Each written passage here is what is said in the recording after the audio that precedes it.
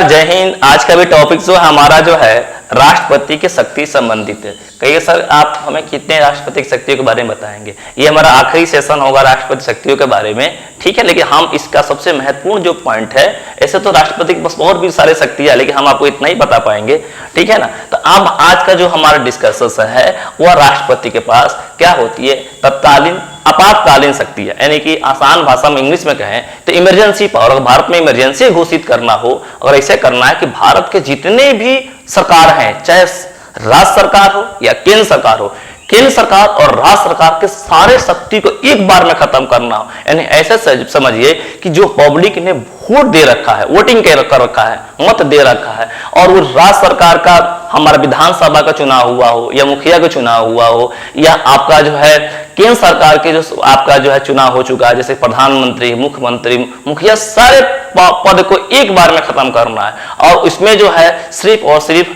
हमारा जो सैनिक शासन संबंधित एक तरह से आसान भाषा में समझा जाए लागू करना हो, उसी को हम लोग आसान भाषा में क्या कहेंगे, राष्ट्रीय आपातकाल करना। यानी आसान भाषा में फिर से बता दें, जो इंदिरा गांधी ने 1971 के युद्ध के बाद से भारत में क्या किया था, इमरजेंसी लगा दिया था। यानी कि ऐसा समझिए कि भारत के जितने भी आज के डेट में आपके जो है गवर्नमेंट है, उस सारे गवर्नमेंट को इंदिरा गांधी ने एक ही झटके में हटा दिया था। अगर कोई कहता है कि संविधान खतरे में है, तो भारत में जो 1971 के बाद से इंदिरा गांधी के अनाउंसमेंट पर उस वक्त राष्ट्रपति ने क्या करते हैं कि इमरजेंसी घोषित कर देते हैं। अगर एक बार इमरजेंसी घोषित हो जाए तो हमारे देश में जितने भी सरकार होगी एक ही बार में क्या हो जाएगी, समाप्त हो जाएगी। तो इसका भी ताकत जो है राष्ट्रपति के पास होता है, और राष्ट्रपति राष्ट्रीय आपातकाल अनुच्छेद 352 के अकॉर्डिंग क्या करता है, घोषित करता है। ओके, दूसरा है राष्ट्रपति शासन। भारत में अगर राष्ट्रपति चाहे तो अपने राष्ट्रपति शासन का कर सकता, लगा सकता है। राष्ट्रपति शासन तब के लगाया जाता है जब किसी देश में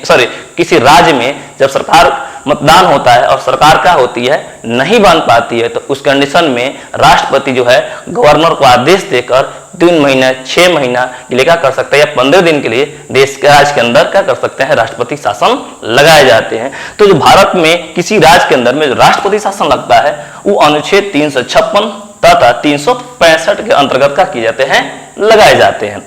तीसरा है सबसे खतरनाक वित्तीय आपातकाल। अगर वित्तीय आपातकाल की बात कर रहे हैं तो ऐसे समझना है कि आज के डेट में देखिएगा भारत में जितने भी लोग हैं लगभग 80% लोगों का बैंक अकाउंट खुल चुका है, और सभी लोग आपका जो है पे फोन हुआ, आपका भारत पे हुआ, या बहुत सारे ऑनलाइन ट्रांजैक्शन कर रहे हैं। अगर राष्ट्रपति को लगता है कि चलो काम करते हैं, सबका अकाउंट फ्रीज कर दिया जाए, यानी कि सभी के अकाउंट को बंद करना है और सारे अकाउंट भारत सरकार के अधीन हो जाए, क्यों कि अब भारत सरकार के पास पैसा क्या है, नहीं बचा है।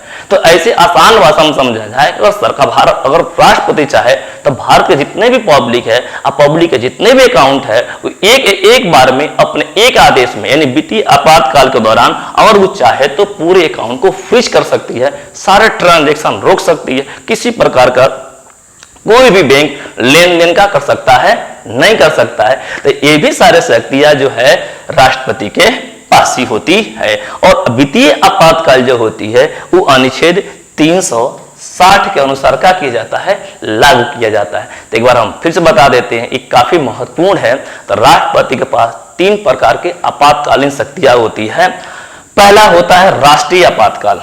इसमें पता है कि पूरे देश में लगाया जाता है, इमरजेंसी लग जाएगी, सारे सरकार खत्म हो जाएगी।